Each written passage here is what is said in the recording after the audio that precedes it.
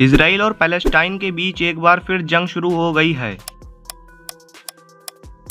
7 अक्टूबर को Hamas terrorist group Gaza strip से Israel की ओर 20 मिनट में करीब 5000 रॉकेट्स फायर करता है। अब आमतौर पर इसराइल के पास आयरन डोम सिस्टम है। ये दुनिया के one of the best air defence systems में से है। जब भी इसराइल के ऊपर रॉकेट्स गिराए जाते हैं तो ये सिस्टम बहुत ही एडवांस टेक्नोलॉजी की मदद से उन्हें इसराइल के जमीन पर गिरने से पहले ही हवा में ही इंटरसेप्ट करके डिस्ट्रॉय कर देता है। लेकिन यहाँ बहुत ही कम समय में बहुत ज्यादा तादाद में रॉकेट्स गिराए गए, इसलिए ये आयरन डोम सिस्टम भी फेल हो गया। इसराइल में हजारों की संख्या में लोग मारे गए या घायल हुए। हमास ने रॉकेट्स के अलावा जमीन से, समुद्र से और हवा से भी इसराइल पर अटैक किया। इसराइली मिलिट्री बेस पर हमला हुआ, कई बेगुनाह सिविलियंस को हॉस्टेज बनाया गया और कई इसराइली मारे जा चुके हैं। लेकिन इसके बाद इसराइल ने भी ईंट का जवाब पत्थर से दिया है। इसराइली पीएम ने हमास के खिलाफ एक स्टेट ऑफ वॉर डिक्लेयर कर दिया है।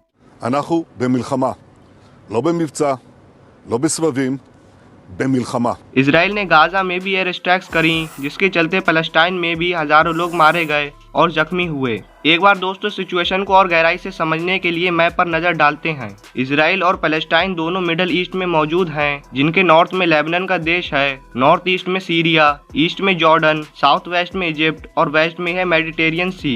इस मैप को अगर और करीब से देखें तो ये बीच का हिस्सा इसराइल है और पैलेस्टाइन का जो एरिया है वो 2 हिस्सों में बटा हुआ है। एक है वेस्ट बैंक जो जॉर्डन के वेस्ट में है और एक है गाजा स्ट्रिप जो इजिप्ट के साथ बॉर्डर शेयर करता है।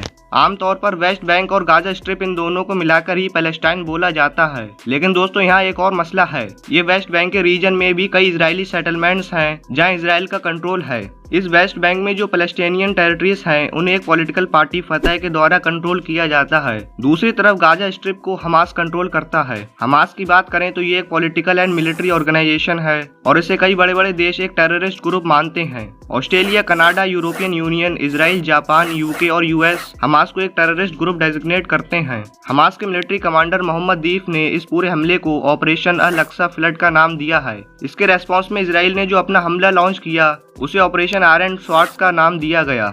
इसराइल डिफेंस फोर्सेस ने अपनी नेवी, एयरफोर्स और ग्राउंड फोर्स सबको तैनात कर दिया है। इसराइल की तरफ से एक और न्यूज आया है कि गाजा की बिजली सप्लाई को कट कर दिया गया है।